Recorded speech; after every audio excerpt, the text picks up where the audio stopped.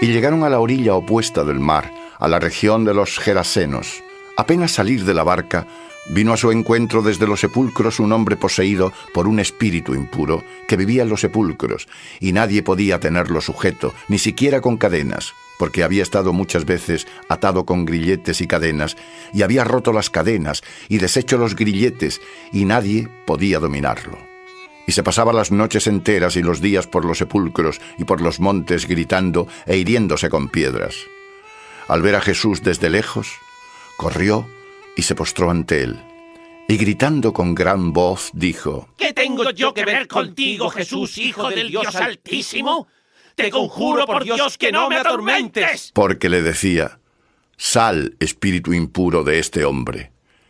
Y le preguntó: ¿Cuál es tu nombre? Le contestó: Mi nombre es Legión, porque somos muchos. Y le suplicaba con insistencia que no lo expulsara fuera de la región. Había por allí, junto al monte, una gran piara de cerdos paciendo, y le suplicaron: Envíanos a los cerdos, para que entremos en ellos. Y se lo permitió. Salieron los espíritus impuros y entraron en los cerdos, y la piara, alrededor de 2000, se lanzó corriendo por la pendiente hacia el mar, donde se iban ahogando. Los porqueros huyeron y lo contaron por la ciudad y por los campos, y acudieron a ver qué había pasado. Llegaron junto a Jesús y vieron al que había estado endemoniado, al que había tenido a Legión, sentado, vestido y en su sano juicio, y les entró miedo. Los que lo habían presenciado les explicaron lo que había sucedido con el que había estado poseído por el demonio y con los cerdos, y comenzaron a rogarle que se alejase de su región.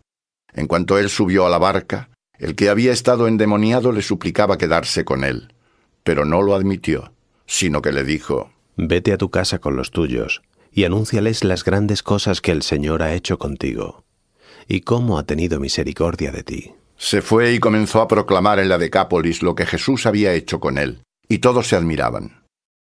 Palabra del Señor.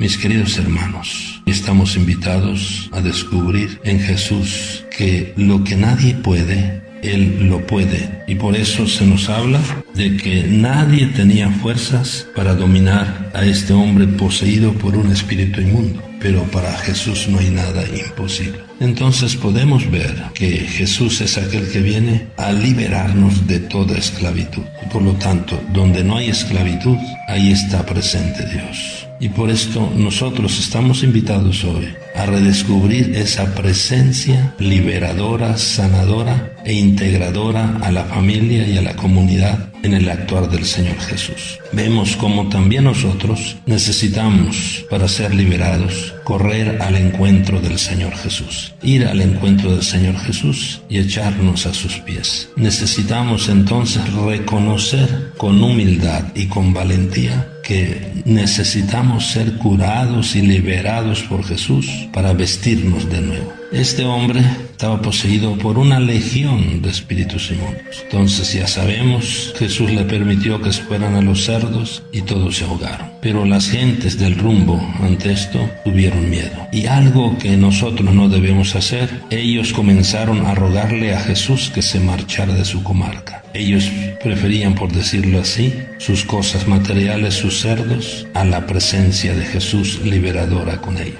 Esto a veces puede acontecer también en nosotros, que nos acostumbramos tanto a andar en la oscuridad, en las tinieblas, en el pecado, que a veces preferimos los charcos, las tinieblas, el pecado. Preferimos ser esclavos del mal a ser hombres libres en el amor de Dios. Que nosotros no le digamos nunca a Jesús que se marche de nuestra familia, que se marche de nuestra presencia, que se marche de nuestro estado y de nuestras comunidades. Todo aquel que ha sido liberado por Jesús tiene que ser testigo de la misericordia del Señor. El Señor le pide que vaya a su familia, a su casa. ¿Para qué? Para sanar todo el daño que había hecho a su familia. Porque sabemos que cuando nosotros estamos en el pecado, en algún vicio, estamos en el camino del mal, hacemos mucho daño a los seres que son nuestra familia, sobre todo, y a la comunidad. Pongámonos en camino, un camino de libertad, yendo al encuentro del Señor y poniéndonos a sus pies. Bendiciones y paz y bien para todos.